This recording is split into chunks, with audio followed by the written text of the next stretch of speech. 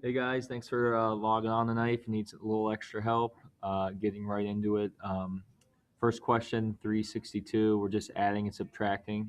Again, for some of you who've been struggling, you can't just add or subtract the numerator and the denominators. We have to find a common denominator. So again, the best way to, and I'm going to run out of the room. The best way to look at it is find the first number that would go into 3 and 12. So if you want to do your factors, I've had people do 3, 6, 9, 12. And already starting out right there, 12 is a factor of 3 and 12. So we're just going to stay and stick with 12. So we have 2/3 minus 5/12. I'm going to keep 5/12 the same because we're using 12.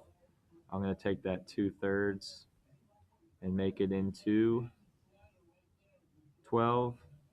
And we can use our big one that we've been talking about in class. How do I get to 12 from 3? Well, I multiply it by 4.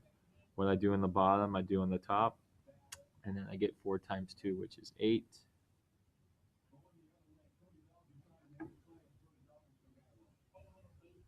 And then simply I take my 8/12 I can bring it back. I know I'm kind of running all over the place, but we keep them in the same order. So I have 8/12 minus 5/12. And I ended up getting 3/12.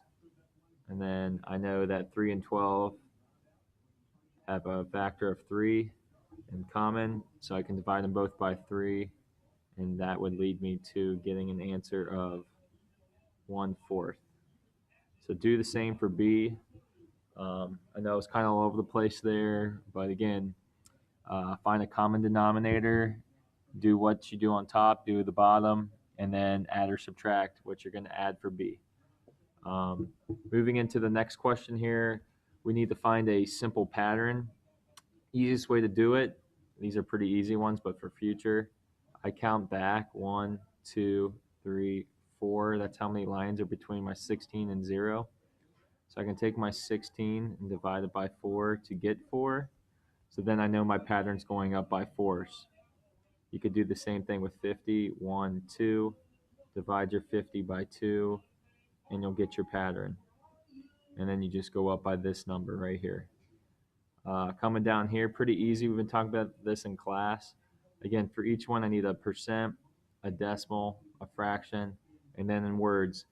For in this case, for A, I have looks like 35 out of 100. So I could say 35 hundredths, or I could say 35%. So you just got to write those in words.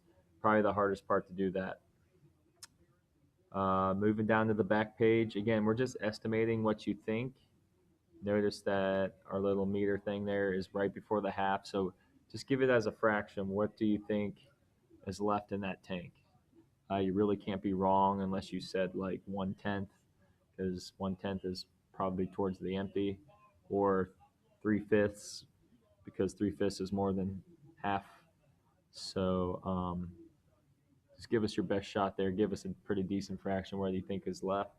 And then right here, it's one of our big word problems. We helped you out by putting what Randall and Stefano worked. So pretty much all you have to do, and I could just do it right here, is we're adding.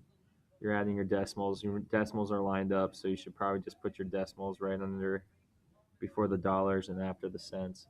And then just let us know who earned more, and then ask us how much more did they earn. And as simple as that. So thanks for logging on. If you need any help, see ya in class on Friday.